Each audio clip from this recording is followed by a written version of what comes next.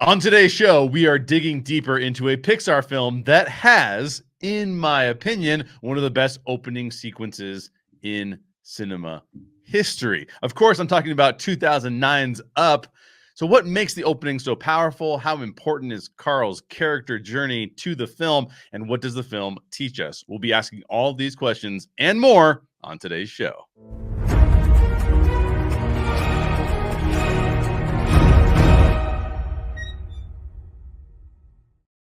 Welcome to the Story Geeks show, where we dig deeper into all kinds of stories. We've been on a little bit of a Disney-Pixar kick here. Talked about Encanto. Today we're talking about Up. And I have two very colleagues of esteem and prestige. OG55, Orange Grove 55. How you doing, sir? I am doing fantastic. Thank you, Jay, for having me on Story Geeks. And it's a pleasure joining you again, Josh, to talk some Pixar. Love it. And that is Modern Mouse Josh. You can follow him on Twitter. Follow OG on Twitter as well at Orange Grove 55. You got a lot of hot and spicy takes over with Orange Grove 55 from time to time. Yeah. Nice to rile some people up here and there. Josh, Modern Mouse Josh does not rile people up as much, but he has been doing some phenomenal videos. One of my favorite videos he's ever done, he just released about Ant-Man, so you should definitely go check that out. No spoilers for Quantumania. It's just a video about Ant-Man in general and why Ant-Man is important to the whole thing. But it made me laugh really hard. Josh, how are you doing? Well, I'm glad that I made you laugh. That makes me really happy. I'm doing really fantastic. I'm actually working on my next video, which is all about Disney's Gargoyles and its relationship to Batman the Animated Series. So it's kind of a dual video that way. But yeah, things are really good. So I mean, I spend most of my time making videos these days. So a lack of tweets, a lack of controversial tweets, but I'll leave experts to that. Very nice, very nice. Well, you can follow Josh at Modern Mouse Josh on Twitter, and you can follow me at Jay Sherer. I also have How Stories Work. So in addition to the Story Geeks here on OG55, I also have How Stories Work with Jay Sherer, which is a separate YouTube channel. I usually am talking about screenwriting or writing in general, or talking to someone else, interviewing somebody else who does that for a living. So you can check that out as well. But today we are talking about Up, and we're going to get into some pretty deep questions here. Now, I do have to throw a shout out to George, our brother George, who requested to talk about Up. We were excited to talk about Up, and then unfortunately he's feeling under the weather, so George will have to come tell us what we got wrong in the comments down below. But in the meantime, we're going to plug ahead without him. So thanks, George, for recommending this, and we wish you a quick recovery. So let's dive into this, guys. Pixar's legacy has been forged by bringing the fantastic and the mundane together. Pixar's stories are often deeply personal and realistic, but they're frosted with whimsy and fantasy. That's clearly on display here with Up. So, OG, I'll start with you. What do you think are some of the essential components of this Pixar strategy that they seem to do with pretty much all their films? So I think that the thing that holds the kind of the glue that holds this whole thing together, right, is, look, you have all this fantasy and these really crazy concepts, a world with monsters, toys that come alive, an old man befriending a Boy Scout and going on adventures in a house that flies, right? All these fantastic adventures that you touched upon. But the glue that holds all of that together is that relatability, right? Where, look, you can relate to Carl. He's going through grief, loss. You can relate to that as a human being. Everyone can. Toy Story, you can relate to friendships, Woody and Buzz. This stuff is very, very relatable at its core. So no matter what kind of fantastical kind of concepts they might give you, whether it's monsters, toys, whatever, there is that core message the humanity of these stories, basically, that really bring you in, and you can see yourself and maybe your family and your situations in those stories. And I think that's really what is the secret to Pixar's success. Yeah, absolutely. Josh, what do you have? What do you think? What is this this realism with this fantasy elements? How are they doing this so well, and what are some of the components of that? Sure. I mean, piggybacking off of that, like it's so easy to watch a live action film and see an actor and almost take your mind off of the whatever the action is in that film. It doesn't have to be an action film, but like whatever's going on in that movie.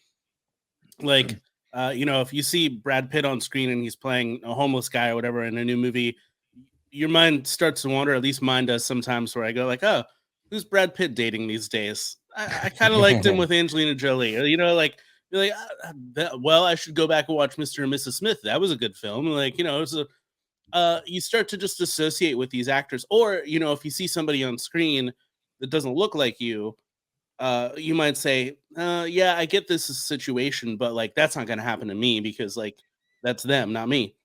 Mm.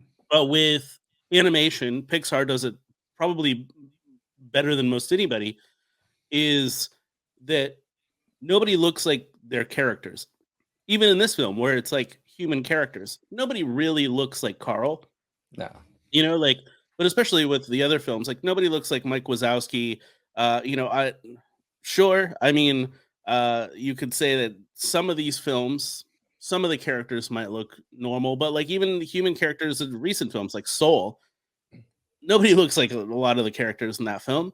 You know, they've got like overly exaggerated features, but in looking at animation, it allows us to strip away that like idea of, oh, I know this actor, or oh, this doesn't look like me, or whatever. It makes us focus on the situation they're in, the emotional things that are going on, and we insert ourselves into those stories. So even though Carl is a big giant square-headed old guy, I still see myself in it. The same way that I see myself in Woody's story in Toy Story, the same way that I see myself in Mike and Sully in Monsters Inc.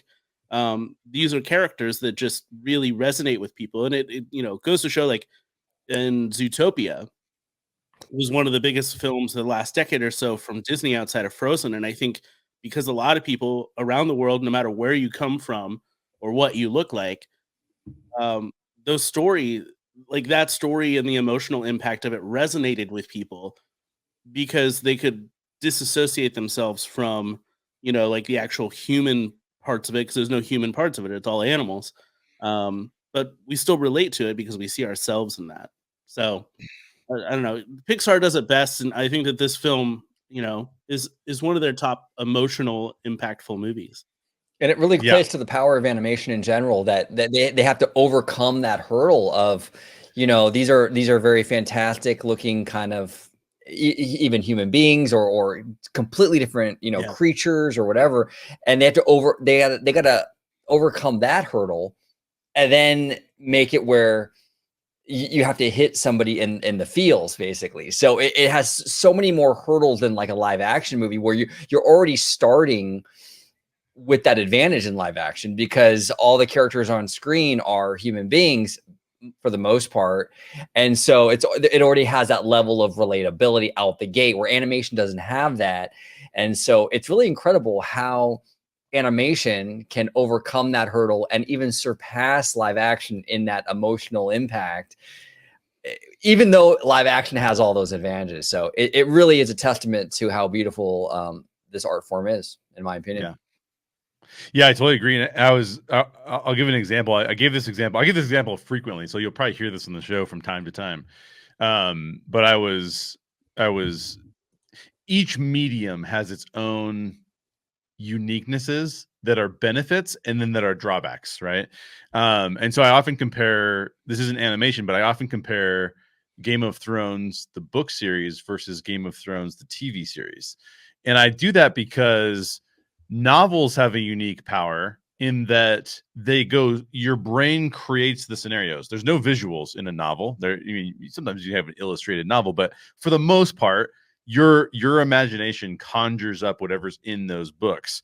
And I found the Game of Thrones series really difficult to get through. I only read 2 of the books, and it was making me so depressed because I was conjuring up images in my head that it was telling me to, it was prompting to, that I found very disturbing and tough to accept, right? It's like, oh man, this is so depressing.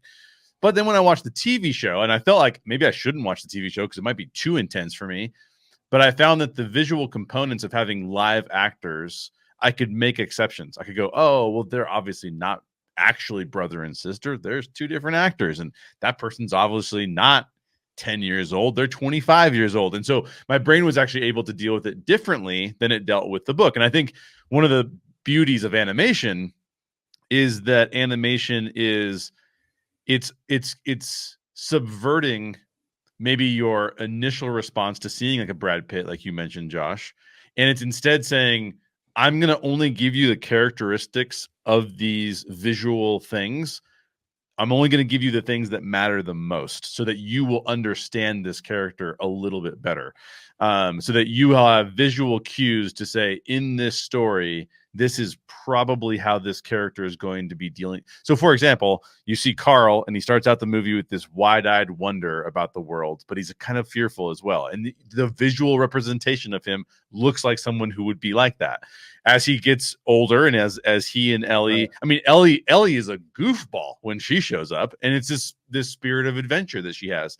As she grows up, they become a little bit more responsible. They become a little bit more like one another because they're experiencing life together. And then when you see later on, after Ellie has passed away, you see a Carl who's the world has really, he doesn't have his person anymore. And the world has caused him to feel this grief and this heaviness that he hasn't been able to get through yet.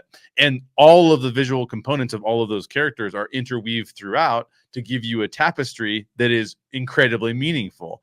And so I very much resonate with what both of you guys said in terms of what those are trying to do. The one thing I'll say about Up that I thought was, again, really, and Zootopia does this too, Josh. So this is a good comparison. I know. Is that it would give it gives us some mundane moments to ground us again. So as you talked about, OG, like we have to be grounded sometimes. Like the fact that they have a jar that they're saving up to go to South America. What is it called? Paradise Falls. Yeah, relatable. Well, that part's fantastical a little bit more, but the actual savings are very relatable. Yeah. And then, oh, we got a flat tire, break the jar. Oh, we got to paint the house, break the jar. Those things ground us in a reality that says, well, these are the things that I would have to sacrifice for. These are the things that I've had to do myself with my significant other while we've been growing together. And I think that those things, even though they're animated, they speak to us at a level of, I can easily, as you said, OG, I can easily put myself in that position. It's because it's not Brad Pitt. I can't relate to Brad Pitt in that position because Brad Pitt could possibly turn around to somebody and be like, "Can you help me? I don't know how to change a tire." You know what I mean? Like, and they probably would help him. And so I just think that you're very handsome. Yes, I would help you. Yeah, exactly. Yeah, exactly. So I just think that those things are done so well. And I think in Zootopia it happens too, right? Because like the DMV scene is like, that joke works on so many levels because it's accurate to the lived experience of people who have been to the DMV. Like, who do you expect to be working in the DMV? People who are the slowest people around and who don't really have any incentive to operate any faster. And they put sloths there, right? So I think Pixar has this ability to ground us, but do so in a world that is fresh and new and different enough that it makes, I mean, we had David Blaine trying to be like Up by lifting himself up with the balloons, right? So they made him dream something into real life that he probably never would have thought of otherwise. And I think that's pretty powerful. It's pretty fascinating how they're able to do that. And the last thing I'll mention too is just that there is a lot of character development in this film, and I have a specific question about that we'll get back to. But the character development matters quite a bit to the way that this film is being portrayed and being done. Josh, I'll start with you on this question. Question number 2. I've done an entire show on how amazing this opening sequence is, all the way from the beginning of the film through the marriage memories scene, which is maybe the most. I'll say this just before you answer the question. I think the marriage memories sequence can exist as one of the best short films of all time, regardless of the film around it, which is something incredible that I haven't seen before. But what to you makes this sequence so compelling? What it does in the span of 6-7 minutes or so, what it is like you said, basically an animated short that works on its own. It comes in 3 stages that I think are interesting, because usually when we watch films, we only see one of those stages play out in a long period of time. So the first stage is romantic. It's hopeful. It's all those cute things that you do together that feel like, oh, this is so nice. Our life is going to be so great. We're going to put our handprints on the mailbox, and it's going to be so cute. And everybody's going to walk by the mailbox and be like, oh, they love each other. But then it takes a turn, like you said, to the piggy bank, and like the realism of just sometimes life doesn't go your way. Like you save up for that one big vacation, and life keeps hitting you over and over again. And so we go from this romantic idea to this realistic idea to an absolutely devastating situation. Again, all 3 of those things in films play out over long periods of times. I've seen romantic comedies. I've seen, realistic indie films. I've seen traumatic love stories. We've all seen like The Notebook and stuff like that. What the problem is for a lot of people is smushing all those 3 things together in such a compact amount of time, because every relationship is kind of like that. Those first few weeks, months, even early years of dating somebody, it's romantic and exciting. You get married and you realize, oh, life's going to throw some stuff at us. And eventually you have to kind of look at your own mortality. Eventually, and it's sad to say for all of us, we're all going to go away at some point. And in a relationship, it's a 50-50 gamble. Which one of the 2 of you is going first? And it sucks to say that out loud, and I hate to depress people, but that's what this film is saying. Like one of us is going to go first, and it then becomes a story about how do you deal with being alone again afterwards, which is, I think, a very realistic, relatable thing that not a lot of people think about, because it's just too depressing.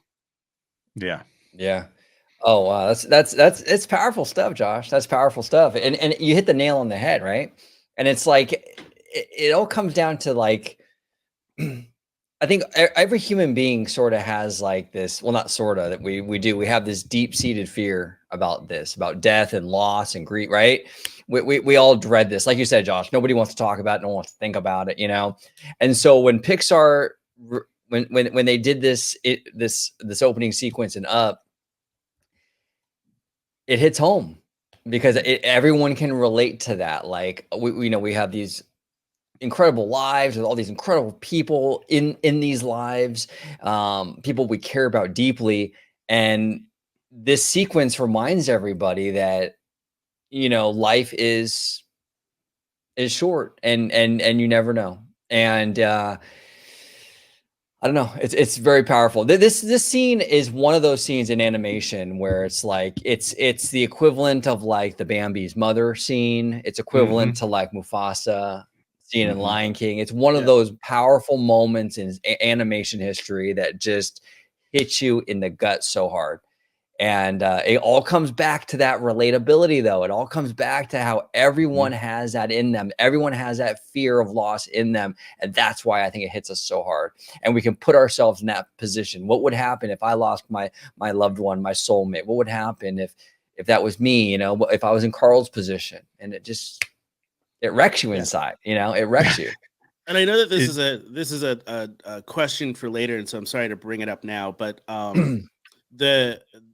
the score that Michael Giacchino brings to this. Oh yeah. It's so amazing. Crazy how that married life song works in that romantic comedy. It works in that realism. It works in that death scene.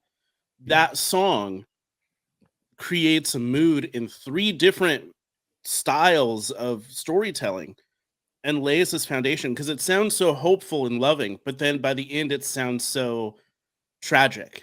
But it's Yeah. also it makes you remember what that romance used to be. You know, it's like Right. this is a reminder. And so every time that that little melody plays out throughout the film, you can't help but think about their relationship. Yeah. Yeah. Yeah. And Yeah. this, and I think too. It's Go ahead, OG. Oh, sorry. No, I was just gonna say, I think this is one of the most well-written, incredible. What is it, like 6 minutes or something like that? Sequences. It's astounding to me what they accomplished in such a little amount of time. That's absolutely astounding. The other thing that's really fascinating to me as it relates to this sequence is that I do believe that the sequence could exist as its own short film and be phenomenal. However, it's also quintessential to the film as a whole. And what I mean by that is, if you don't understand, if you don't grasp the concept that part of Carl's persona was so augmented by Ellie from the moment that he meets her, that she brings out something in him and he brings out something in her that apart from one another is lacking in both of them. Just like any relationship, right? Like two people augmenting one another. I hate to say completing one another because I don't think that actually happens, but you do augment one another, right?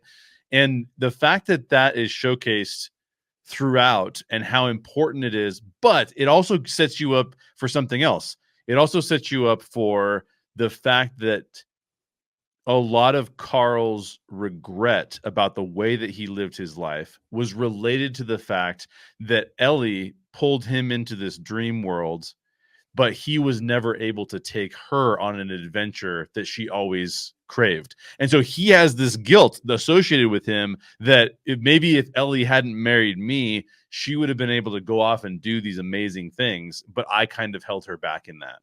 And so the fact that he ends that sequence going, I've got to get, it's not quite when the sequence ends, but shortly thereafter, I've got to take steps to rectify what I did wrong in my life and relationship, sets up the entire rest of the film. So the fact that it can be on its own a gorgeous short film, but also have undeniable importance to this film as a whole, is so versatile that I can't even, it's like as versatile as the score, which we will talk about later because I want to get back into that a little bit too. But you nailed it, Josh. I mean, all of these elements come together to a phenomenal piece of this film, which I love. So can I just bring up really quick? Have either of you guys seen the short?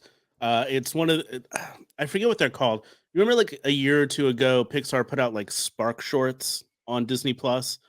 Disney had kind of the same thing. I forget what they were called, but they were like Disney something shorts, whatever.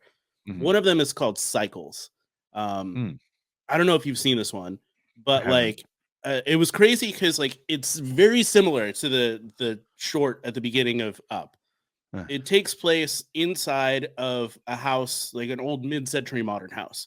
And it rewinds backwards and it shows how this couple bought their first house and how they had kids there and they, stayed in that house and then they had grandkids come and visit and eventually the father dies and like the mother dies and eventually the short ends with this empty house that's been like graffitied.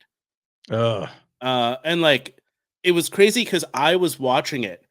And at the time when it came out 2 or 3 years ago, my grandmother, whose husband had died, was living in a nursing home. So I ended up moving into her old home. And so I was like literally watching this short about my grandparents' like life in this old house. So it's super relatable. Like we look at inanimate objects and say like, oh, they're just a thing. But there is so much, if walls could talk kind of mentality, especially like in Up, where it's like, you've watched this whole life flash before your eyes. Now go on the adventure. Yeah, exactly.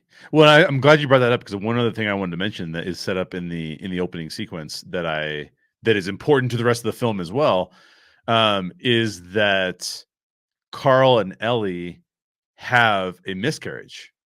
Yeah. And that's really important because the only other relationship that we are privy to is their relationship, and that relationship is really strong, but it doesn't extend outside that house. Not, it probably does, but the storytellers are being very good about keeping that relationship inside that house.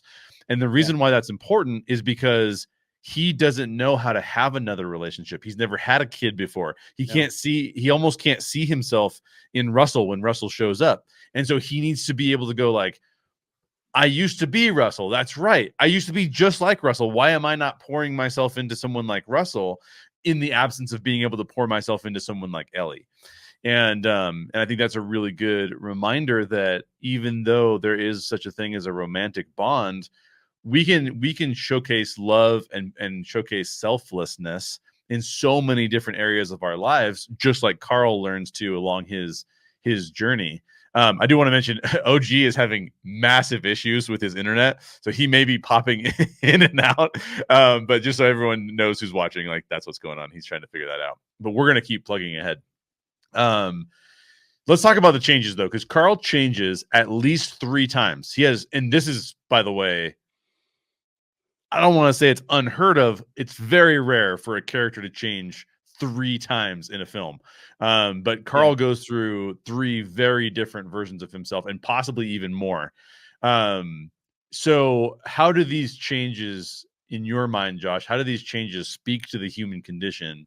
And what do you think it encourages the audience to do as the audience watches the film? Yeah. Well, we like it's super typical, right? Like I feel like this is like the most live, laugh, love thing I could ever say. But like we all go through seasons of life, right? Like we all kind of have to like learn lessons, and every so often your life just has to radically change in some way. Let me give you like this little cute anecdotal story that I think really goes with the end lesson that I think this film tries to tell. So a couple of weeks back, I have some friends that have, I think their kid is now 8. So I got invited to an 8-year-old's birthday party, which, typically if you go to an 8-year-old's birthday party, there's a bunch of other parents there that brought their 8-year-old kids or 7-year-old kids or whatever. I was literally the only person there without a child. I felt kind of weird, to be honest. But I was also, because I didn't know a ton of people, I mostly just knew my friends and their kid. So I just kind of like sat to the side, had my little birthday cake and just watched other people talk. Right. And it's really interesting how, like the majority, how many people, I would say 90% of the people that were there, couldn't hold a conversation outside of what is your kid like? What does your kid do or whatever? Like it's for a lot of people, when they get into a situation and they get comfortable in a situation, whether that's being married, having children, working a long form career where you're, in the same place for a long time, we start to identify ourselves not by our own things, but by the situations we're in. So, like you would say, you've been married quite a long time, that you've been a husband for a while. You've been a writer for a long time. You can talk to those topics, but it becomes really difficult when other topics come up and you're like, oh, I don't know. Not to put that on you at all. To be like, right, you don't know how to talk to people, Jay. Yeah. But I mean, like, just in general, like there are people who get kind of in this groove of life, and it's not a bad thing. It's just really noticeable when you say like, oh, I've been a dad and a husband. That's who I am. Right. And for Carl, in his case, he had just played the role of husband for so long, and saying that they had a miscarriage, they didn't have children, right? So like he didn't get to play the role of father or anything. He, like, his role for decades was husband. And when you strip that away, it leaves people in a really bad place. And I'm actually currently dealing with this now with my own father. He just retired, and he had played the role of husband, father, and he'd been designing kitchens, doing like basically like carpentry stuff like that for years. So that's his wheelhouse. That's what he can talk to you about. But you take away the fact that I'm much older, so I don't need to be the son anymore. Even though I'm always his son, but I mean, like, he doesn't need to like make me dinner, Yeah. And then he's retired, so like he doesn't need to talk about that kind of work all the time. He struggled a lot with finding identity, with finding purpose. And that's what's happening with Carl here. When he loses someone, the purpose that he has, which is a hollow purpose, is saying, I got to make it to Paradise Falls. We got to do this. But that's not what he should be doing. He's still doing something as the husband. He's not doing anything for himself at that point to make his life move on, right? And like in the movie, what it says in the little note that Ellie leaves is, go find your next adventure. Yeah. So by the end of the film, he does find that next adventure in being kind of a surrogate grandparent to this little kid Russell. It's really crazy to think like how many people, as I've gotten older, I watch people get into that mode. But I think that is ultimately the story they're trying to tell. You can't leave yourself stuck in something. You can't hold on to something because there's nothing there to hold on to sometimes. Not the fact that Ellie is gone and you can't think about her and there's not a great memory there. Right. But you've got to start doing things for yourself and being able to change out of that season into the next for your own sake. Yeah. Absolutely. No, I mean, I think, and if you look at it from the three significant changes that he goes through, the three steps of his character journey. And again, I just want to point out that's fairly rare. Normally in a character journey, we're only seeing one big change that a character makes in their life to kind of get to the next place. Maybe in a character like Luke Skywalker, you might get two, one where he leaves the life he's in, and the next one where he realizes he needs to step up to the plate and be an adult. But here we see the first change he has is him befriending Ellie. And why is that a change? Because this is a kid whose life seems very insular. He goes to the movies. He's not interacting with any other kids. He goes home. He's living out the movies that he just watched on screen. And so for him to encounter Ellie means he's already out of his comfort zone. And she is not a person who's going to be comforting to him because she wants to do lots of cool stuff. And he's like, this seems dangerous, right? And even when some dangerous things happen, she laughs and she's like, that's kind of fun. And then he's like, how does this work? And so he changes. He becomes a different person. Then he solidifies himself into the role you talked about, the societal role that he has, the communal role that he has as being a person who works seemingly at a theme park, by the way. It looks like they both work at a theme park or a similar type of zoo or something along those lines. A fun place. A fun place, yeah. And he and Ellie have these dreams and they go through this life together. And then the third, which then he changes, the second change that we get from him. So he goes from being kind of insular and timid to being loving and caring to being then very depressed and experiencing despair. And then the last change that we get from him is he realizes that the things that he's been holding on to are actually not what Ellie would have wanted of him. She would not have wanted him to go take her to Paradise Falls. She would have wanted him to then experience the joy of having a relationship with someone else like Russell and having a different kind of relationship there. And so he goes through three significant changes, four pieces, but three changes along that way.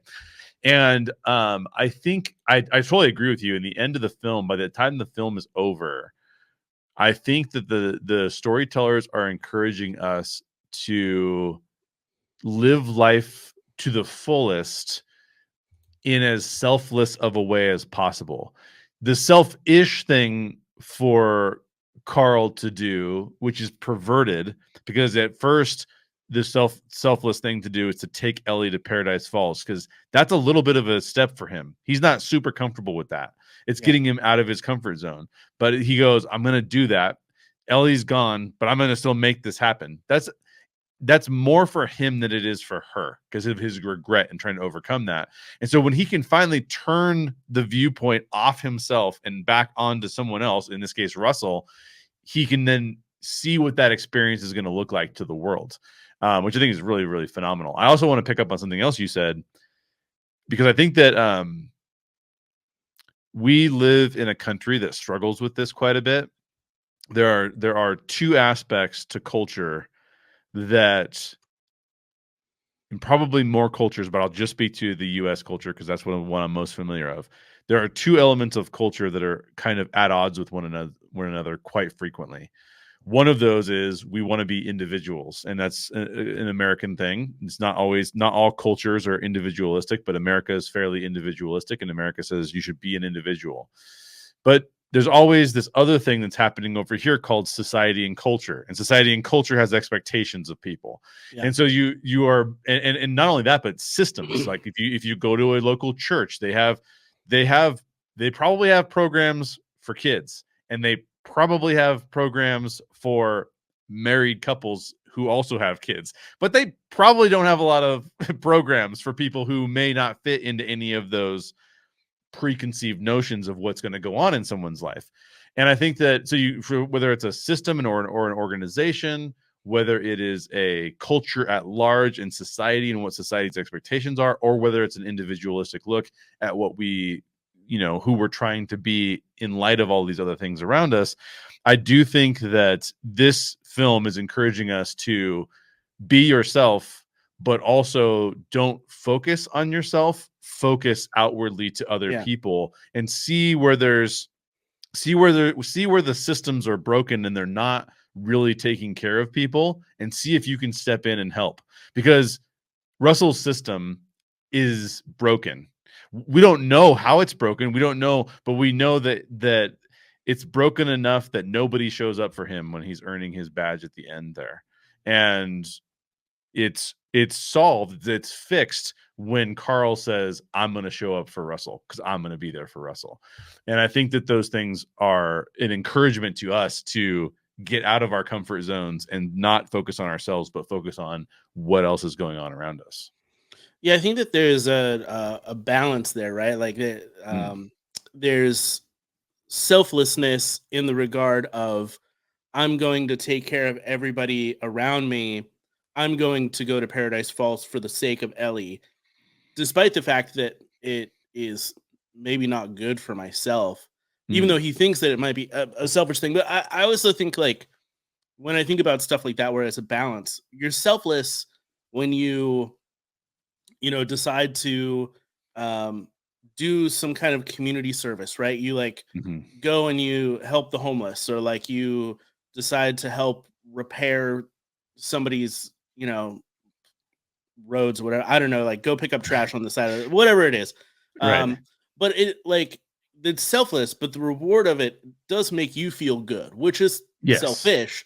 There's a balance there. And I think that for a lot of people, an American idea typically doesn't connect those two things. You're either selfless or you're selfish, but there can be both. And I think that's the thing that we should focus on more or less, like in our lives. For Carl, he's helping Russell achieve this, badge that he needs for the Scouts. It's selfless of him to do it, but it's selfish because now he's able to attach himself in a different way than just being the husband of Ellie or being attached to that house, as you were saying. And so it really is him moving on selfishly, but it is through his selflessness that he's doing it. Yeah. Yeah. And I think there's one aspect of that people get really wrong too, is that America likes to promote this view that is partially true and partially untrue. And that view is that it's all up to you, man. Like, it's all on you. You can raise yourself up by your bootstraps. Like, that's all there is. Like, that's what America is all about. Now, that there's a partial truth to that. If you don't do anything, chances are that nothing will happen in your life, right? But also there is a component to being, and I think people might assume based on this incorrect view of taking care of what you need to take care of and have agency for yourself.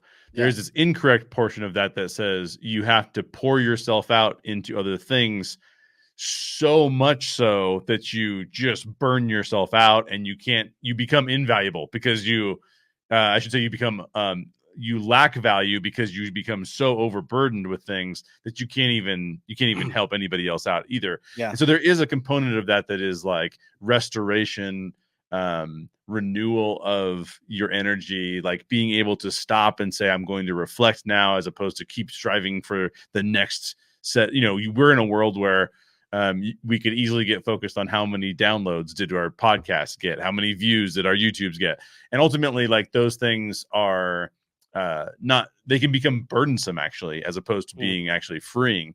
And so there is this delicate balance that exists between taking care of self and then being selfless.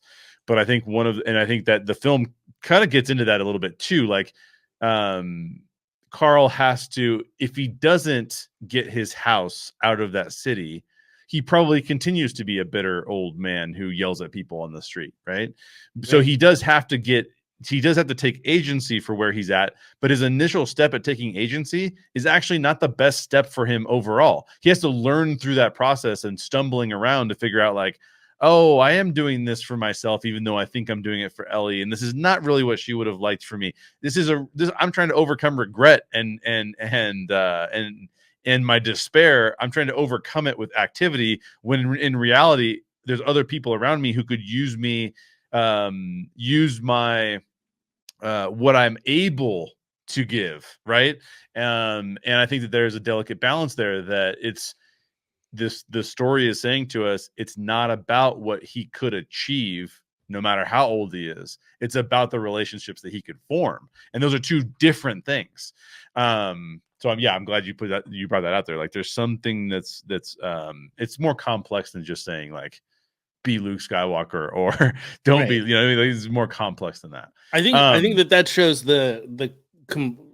humanity is complex. Yeah. Life is complex. And so I think you're right on that conversation. Yeah. Well, okay. So this is another interesting point that I thought was really fascinating that the film went here. When we finally meet Carl and Ellie's childhood hero, Charles Muntz, he is not at all what Carl expected, and he's not really what we expected. If you're paying close attention, you can kind of figure out that he maybe is a shadowy figure and he maybe isn't up to no good. But we learn that he's really, truly not a great person. But what purpose does that have in the film? What purpose does bringing Carl Muntz, the guy we see in the beginning where he and Ellie form a relationship around him, to then seeing him as this, like, really interesting figure? Like, what does that mean to you? Why bring him back into it?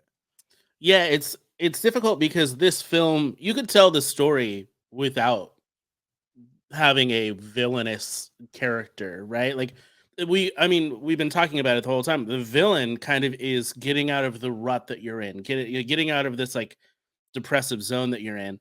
But I think what Charles represents is that sometimes we look at people and we think, that's who I want to be. That's who I want to grow up to be. That's that's the thing I want to achieve in life.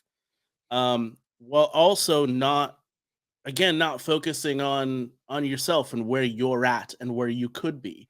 And I think that sometimes, we create these big dreams and it's not glamorous. One of the top things that, when you ask kids nowadays, like, what do they want to be when they grow up? They say, I want to be a social media star. I want to do YouTube. I want to do TikTok, whatever. Yeah. Listen, I feel pretty solid about, like, the growth I'm having currently on YouTube. And, like, I've got a fairly decent following on TikTok. I'm poor. It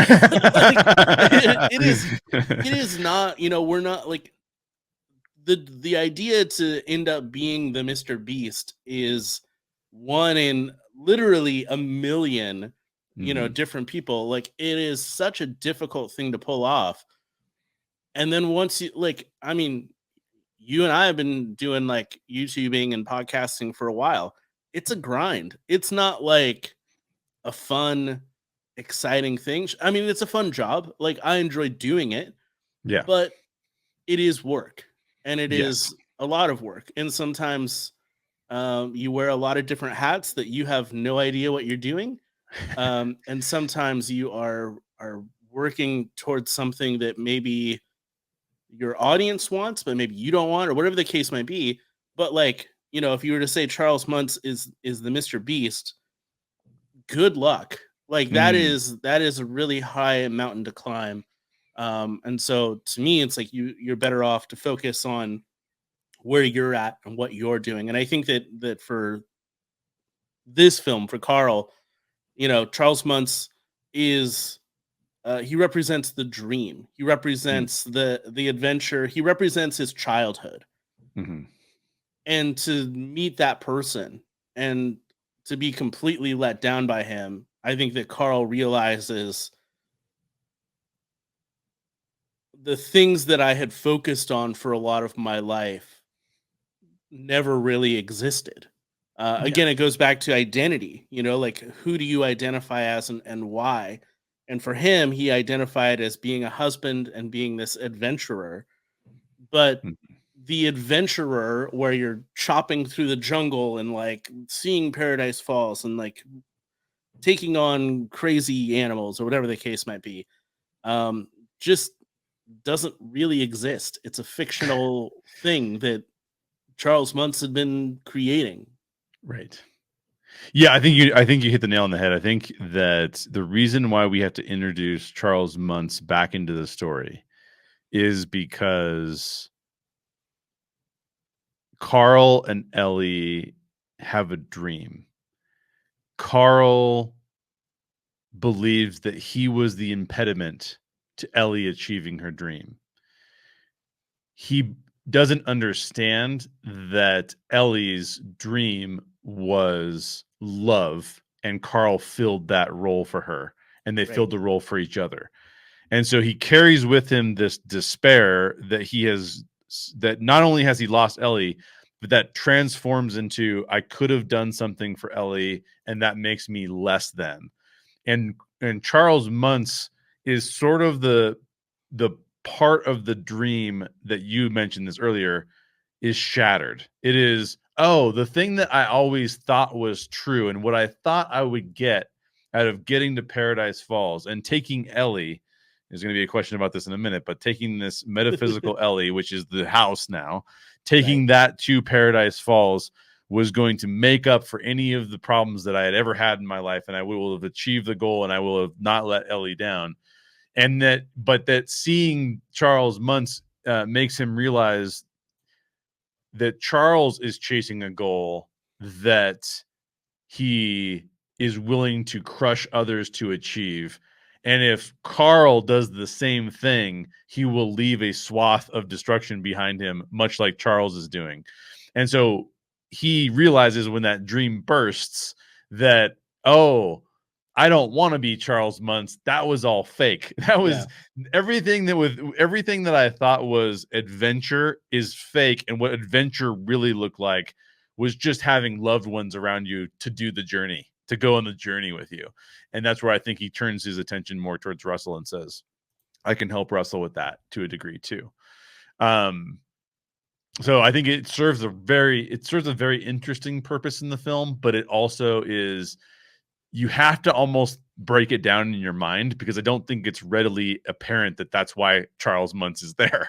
Otherwise, it's just kind of this mustache twirling villain who's not a good guy, and Right. Carl has to overcome him. But if you really dig down in there deeper, it's really more about Carl and where Carl's at and what Carl has seen, and what he needs to see differently. Here's another kind of intense question before we get into the music again. It's always intense questions with you.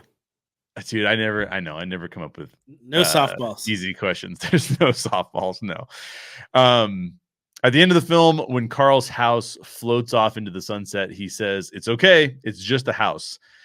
But it obviously was not just a house before that moment, right? He's Yeah. had to learn to see it as just a house. So what changed in Carl that allows him to say that to Russell? We talked around it a little bit, but like, what is it specifically? Yeah, I think that it is, the house represents Ellie. It represents his um idea of adventure. Mhm. It represents who he had always been, Mhm. right? And so he'd been afraid to let go of that, because in letting go of the house, that means that he has to move on, and he has not yet been ready to move on. It's not until he meets Charles Muntz and sees that the fantasy he had created for himself Right. does not exist. Right.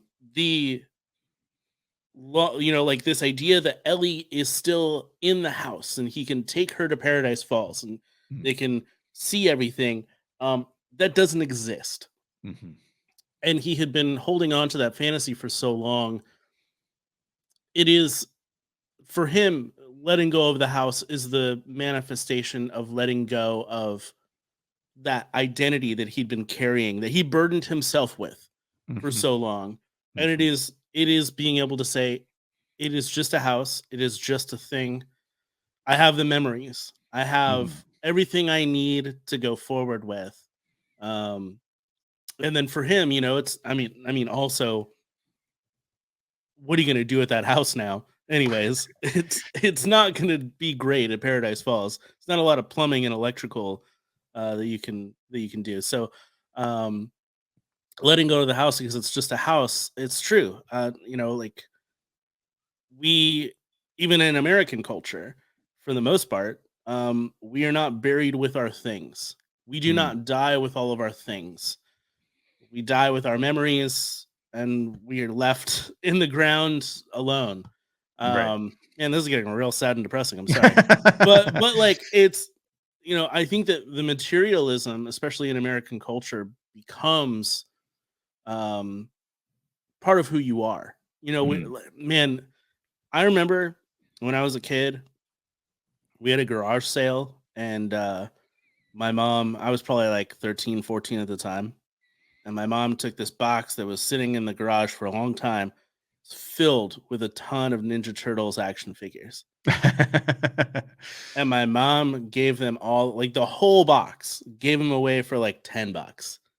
No, Oh man. I'm not like a collector. I'm not that kind of like action figure collector, despite the fact that I have like a case of a bunch of stuff behind me. But like, that's not what I'm saying. To me, it was like, why would you get rid of all that stuff for $10? $10 is not worth my entire childhood. You know, like, there was a lot of memories to me locked up in that box. But realistically, I had to say, Ninja Turtles don't represent me. Yeah. You know, like, I have those memories. I remember playing with those toys as a kid, and I have to move on. And again, Yeah. that goes back to the idea that Pixar is so good at telling stories. So many people saw Toy Story 3 and saw themselves in Andy in that Mhm. moment where he has to give up all of his toys Yeah. because they don't represent him in this new phase of life. And so for Right. Carl, the house doesn't represent him as he's moving forward. Yeah. He's letting go of the materialistic side of him and saying the memories are not attached to the thing, they're Mhm. attached to me. Yeah. Yeah, totally. And I think the house serves as three different metaphors all at the same time. They are all intertwined with one another. It serves as a metaphor for his dream with Ellie of going and moving on to adventure. It serves as a metaphor for Ellie herself and the love he had for Ellie. And third, probably most powerfully in this moment, when he says it's okay, it's just a house, it serves as the embodiment of the grief that he is still unable to work through until this moment. And so there is this piece of, I think you've brought it up several times with identity, and I think identity is a really important part of that. But like, um, you know, even in grief, our identity gets involved in grief and says, well, I'm grieving because I've lost something. Maybe it's another human being who's been very meaningful to you, but maybe it's been something about, like you talked about your dad, something a job, or I know a lot of people who nowadays it's a lot different for you and me, because our generation does not have any ideas of pensions and 20 years at a job and Right, like yeah. we just know that that's not going to happen. But the generation before us, I went through a round of layoffs at a company where they were devastated because they were just thinking like, I'm going to live out my entire career at this place of business. This is my identity. And I do think that there's something in here that there's two things I think that exist in here. One is, I do think as a human being, it is worth your time and attention to take a moment and define what it is you want your identity to be, but also understanding that identity may have to change and shift over time. But I do think that whether you are like me and you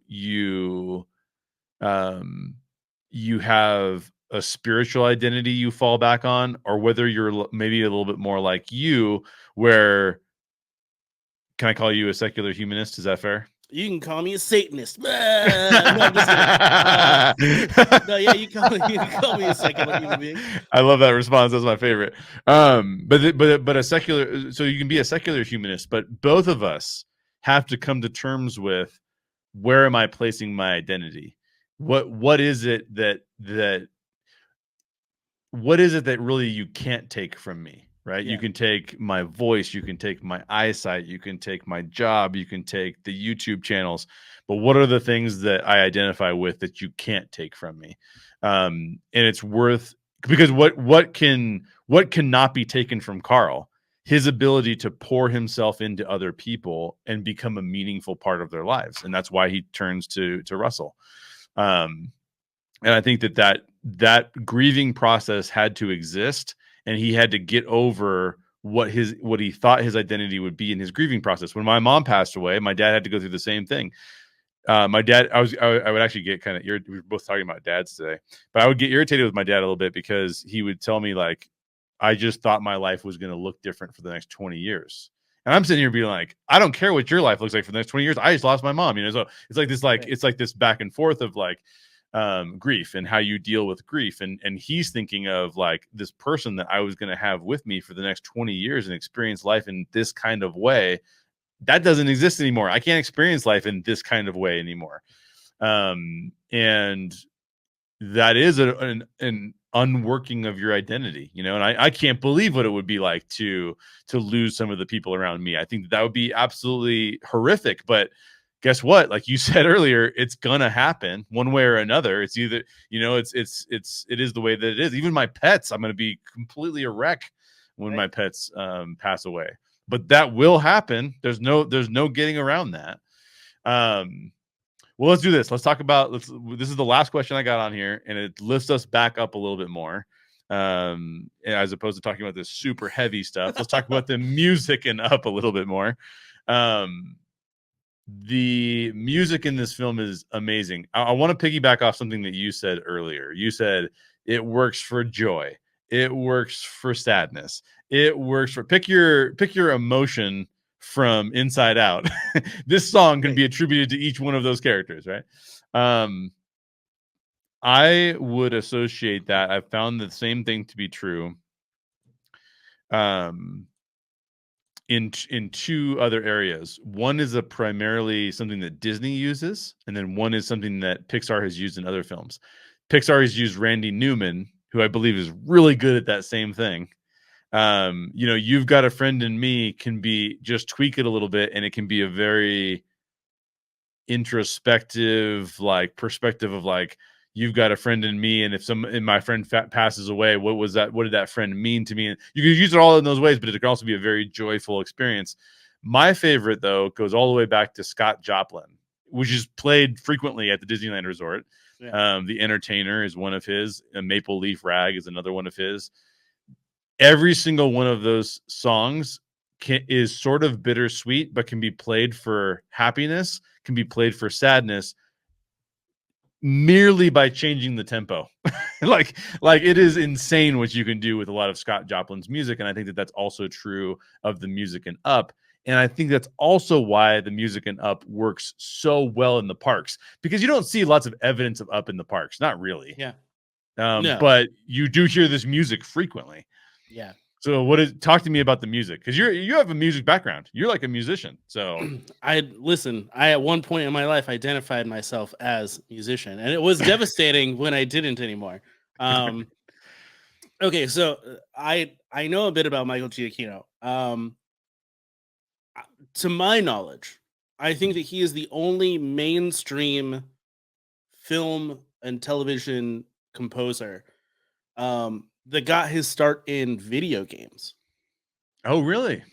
Yeah, and I think that's really interesting. And it's not storied video games, right? It's not like Final Fantasy or something where or The Last of Us, right, where you're watching a story play out over time.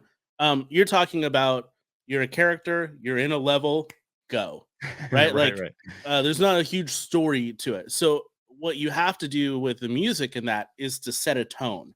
You have to set a feel, because that's the only story that the audience is getting.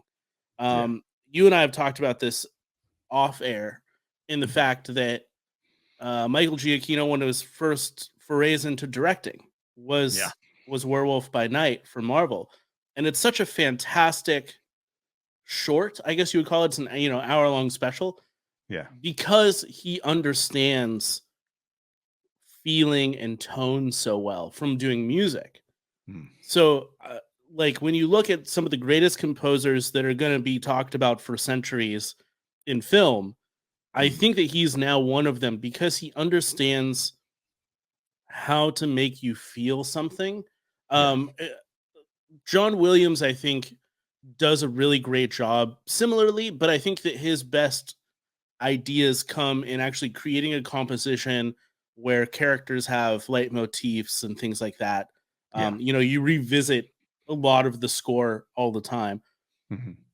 For Michael Giacchino, I think that there's something to be said about how he just sets a tone, and it lingers throughout a whole film. I think all the time about this score, or the Incredibles score, or especially like the Inside Out score. They put you in a time, like talking about the Incredibles, it puts you in a time period. It's got that mid-century big band jazz kind of sound, but then it also has this kind of 007 superhero spy vibes, which all fits in it and into that story. And now you can't not hear that music and not think about the Incredibles.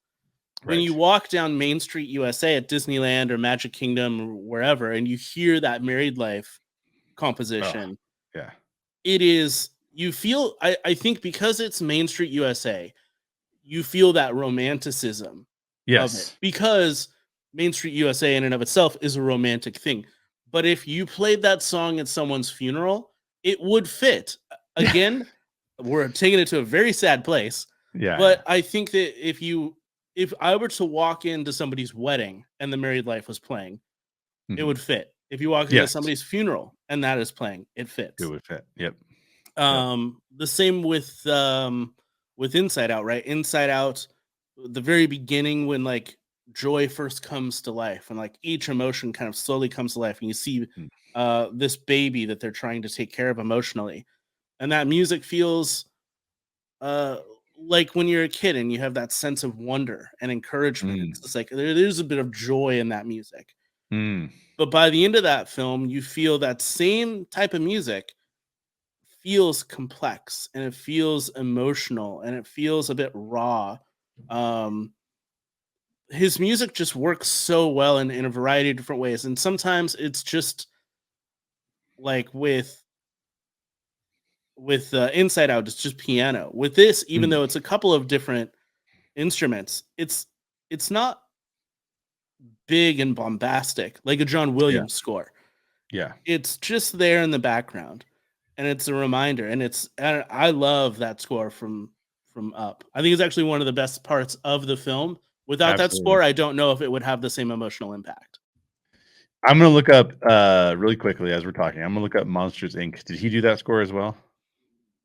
Who did I that don't score? believe he did. Okay. I don't know Yeah. how I'm gonna find that anyways. I'm not good at navigating The internet? I'm not good at navigating IMDb when I'm not familiar with I'm not totally familiar with exactly how they do that. So whoever did that score, I just want to give a shout out to them too, because the cartoon that they did, I say cartoon, the 3D animated series that they did, was amazing with what they did with that music and made it really mid-century modern, brought a lot of the horns in and stuff like that. I just felt like that was really awesome. Yeah, I'm seeing sound department here. I'm just going through all of them, but I don't see score yet, so I don't know where it is. I think actually his first film with Pixar was The Incredibles, so that would have Okay. come right after. And maybe the note for him would have been like, "Yeah, watch Monsters Inc. and do something similar." Well, here's what I would say about him too, and I'm going to compare and contrast him to another composer who I think is really, really awesome, and that is Ludwig. You know, Ludwig's very popular these days because of his score with The Mandalorian. And here's the difference, I think, between someone like Giacchino, or how do you say his name? How do you pronounce Giacchino. it? Giacchino versus Ludwig. When you hear a Ludwig score, you go, that is a cool piece of music. Now, it's not misapplied to The Mandalorian. I think it fits The Mandalorian real well. But you go, that's Ludwig in The Mandalorian. When you hear a Giacchino score, you don't have any clue that it's Giacchino. There's no Giacchino-ness to it, right? I would associate it a little bit more with John Williams, where John Williams, he plays the notes that on screen are amazing. Now, you can still listen to John Williams off screen and still get the same feelings from it. But when it's paired with what's going on screen, it's something else entirely, right? It's a third thing. I think you could listen to a lot of Ludwig's music and it would just be awesome because it's just awesome. But Giacchino is more like, in my mind, is like almost like a middle ground between the two, where he gets lost because if the music is so perfect for what's going on screen. So I believe he did Rogue One, if I'm not mistaken. And again, yeah, I think so. Great soundtrack, but you're not going like, wow, Giacchino is amazing. You're going, this music in this film is amazing. Oh, it just happens to be Giacchino, right? Like, and I think that is it's a very collaborative way to make music, because you're not trying to be the star. You're trying to let the piece be the star and you're contributing to the piece. Yeah. And I'm not accusing anybody else of not doing that. I just think he does that really, really, really well. I think that comes from the background in video games, right? When you're playing a video game, your focus should not be on the music. Right. It should be playing the game. But the music is set, the music, the sound effects, the movement, how you use the controller, everything is a part of the experience. You're just not thinking about that experience in that way. And I think that that's what he does bring to film. You're not supposed to think about it, but without that music, it changes the experience entirely. Absolutely. So I have one last question for you. It's not on the list of questions that I sent out, but I did ask, how's your dad? No, how is your dad? Is he good? He's trying. Good. I'm glad.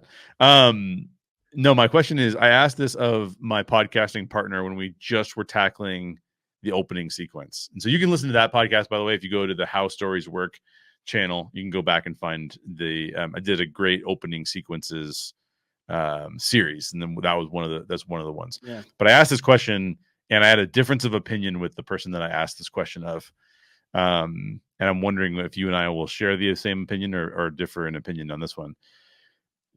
Because the opening sequence is so good, because the Married Life, I think I called it Marriage Memories earlier, but yeah, it's called Married Life is the sequence name. Because that sequence is so good, do you think that changes your perception of the film up in any way because of how good that particular sequence is, or does it not affect your viewing of the entire film? I think, well, there's two kind of answers to this. Okay. Without that piece, the film is not as good. Right. The film that follows it, would it be considered one of the best Pixar films? People do usually put it in their top 5. Yes. Without that piece, I don't know if it fits in people's top 5. But I also don't think you have the emotional weight that the film then carries on through it. I think that every Pixar film, and this is interesting because I've actually felt this in recent films as well. It depends on what season of life you're in, or what what you've seen from other people, like in the sense of my dad or my grandmother or something like that, in the relatability to this story. And it's interesting to know, when people give you their top 5 or top 3 Pixar films or whatever, you could it probably tells you a lot about a person and the things that have happened to them, the relationships they carry with them, etc. What was the question again? Oh, the question was just like does. Okay, so I'm just going to tell you what my opinion is based on what you just said, and then you respond. So the question I had posed during this initial podcast about the opening sequence of Up is, I said, this sequence is so good. It's so good. Does it actually almost detract from the rest of the film? Is the rest of the film able to keep up with it? And my answer is, despite the fact that it sets up the rest of the film really well, despite the fact that it has this through line, we get this massive character changes throughout the film. And I don't want anyone to hear me say that the film is somehow not as good. I love this film. However, that sequence is so good that I don't think that the movie can ever get back to that level of awesomeness. Okay, yeah. That's my kind of view of it. It's like it's almost like once that sequence hits. I mean, I've seen Up, I don't know how many times. I've seen that sequence probably a dozen times. I cry every time I see that sequence. Yeah. I can't help but cry when I see that sequence. Right. The rest of the movie doesn't make me cry. The rest of the movie makes me feel all right, and this is kind of nice, But the heights of married life, it happens early in the film, and instead of getting this rising action to this climactic moment, you get to the climactic moment in my mind pretty fast, and then the rest of the film is great, but that's like life transformational in some ways in my mind. Right. Yeah. I don't it's a very rare instance where the first act, it's not even like the first act, it's like the beginning of the first act. Yes. Is such a peak for a film. Like, it's such a rare thing. So it's really difficult to sit down and watch a film and then the first few minutes are like, wow, this is setting up something really amazing, and then it kind of lingers for a while. I think, going back to my previous statement where I just got lost in my own confusion, I think that, like, it really does depend on what season of life you're personally in. As a younger, I think you said this movie came out in 2009, right? Yeah. So I would have been in like my mid-20s or so. I'm not sure anymore what even is age.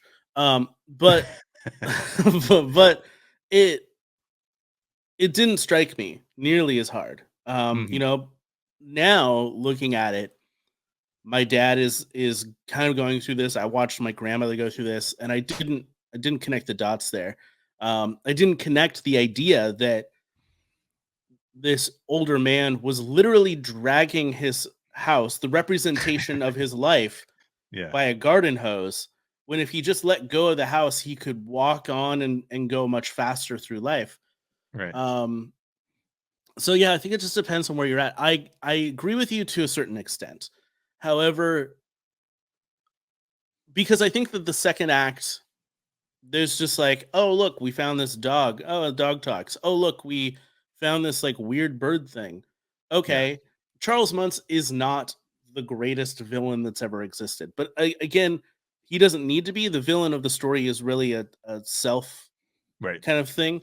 He just has to be a pawn within that. But I will say the third act, the especially the part where Carl goes back into the house that's been completely wrecked because it's been on Paradise Falls, and he finds the adventure book and flips through it and gets to like the pages where Ellie writes the little note of, this adventure with you has been so great. Go on living your life. Go find the next adventure. Right. Man, that moment to me is just as powerful as the married life opening sequence. Because I've found in my seasons changing in life that there has been times where I need somebody to tell me it's okay. Just move on. You're ready. You don't know it yet, but you're ready. And so it is just as powerful. It's a different kind of powerful. And maybe some people aren't there in their lives yet. I had the same kind of feeling when Finding Nemo first came out. I was like, I don't get the hype around Finding Nemo, but I've never had kids, so I don't have that connection. Same with a few other Pixar films where it's been like, yeah, this didn't really like connect with me, and Onward was one for me, but I'm an only child, so I don't have that sibling thing going on, and so it just depends on who you are and where you're at. Again, I could say whatever your top 5 Pixar films are probably says a lot about you. Yeah, that's true. We should do a whole show on that, by the way. That's maybe one of the next shows we're gonna have coming up. Let's like unpack a therapy session with your top 5 Pixar films. Yeah, exactly. Well, we're gonna close out the show there. OG was not able to join us. He sent me a message and said, "You know what? My internet is not working, so we will have to get OG's thoughts and about what all we said in the comments down below as well." Josh, tell people where to find you and what you got going on. Yeah, you can find my main thing these days is the YouTube channel, Modern Mouse, so youtube.com/Modern Mouse. As Jay was saying earlier, I've been kind of experimenting and doing some different videos. They're usually video essays talking about a certain film, especially in animation. And so I talk a lot about Pixar or Disney or Muppets, things like that. My most recent video that's just come out is about Ant-Man as a character, not Quantum Mania, just as a character. So if you've not seen Quantum Mania, don't worry, I won't spoil anything for you. And then my next video is actually about Disney's Gargoyles as being the darkest show that they ever did, and how it's connected to Batman the Animated Series, which for a lot of people is considered one of the greatest animated shows that's ever been created, and why those things are connected and what makes them so special. And if you want to follow me, you can at Modern Mouse Josh on pretty much every social media. Nice. Yeah, and I will say this. I don't think I've said this on the on Orange Grove 55, but probably the most entertaining podcast series that I've ever worked on is the one that I worked on with Josh Taylor. It is called Goldbluming, and it essentially is covering the, not all of it, but a lot of the catalog of Jeff Goldblum's films. And Josh would show up to my house. My wife would make us a cocktail, and we would start talking about Jeff Goldblum. And it was about as much fun as I've ever had podcasting. So if you ever want to check out just something that Josh and I worked on together, Goldbluming is available wherever you find podcasts. Just search for Goldbluming and you'll find it there. Yeah. You can follow me over at Jay Sherer. You can also follow me on YouTube at How Stories Work with Jay Sherer. This whole month, I'm going to have a series on the power of literature, and we're talking about some of the videos are me interviewing a good friend of mine, Dr. Joseph Bentz, who was also my professor in college. And we talk about banning books and whether or not books should be banned. And we talk about the power of literature versus the power of other venues. I bring up the Game of Thrones stuff I talked about on this show. I talk about that a little bit more extensively there as well. So you can check out all of those things. Be sure to subscribe to OG55 so you get all the latest news and information from the OG55 crew. We will be going live Thursday night. So we're recording this Monday night, probably come out on Tuesday. You can on Thursday night join us because we're going to start a Mandalorian reaction show. So we will be, I think, live. I think we're going to try and do it live on Thursday night to talk about the Mandalorian. We'll be covering episodes 1 and 2 since OG has not seen episode 1 yet. He's going to be a part of that show. We'll be talking all about that. So check that out and make sure you go follow. You're actually on that side of me.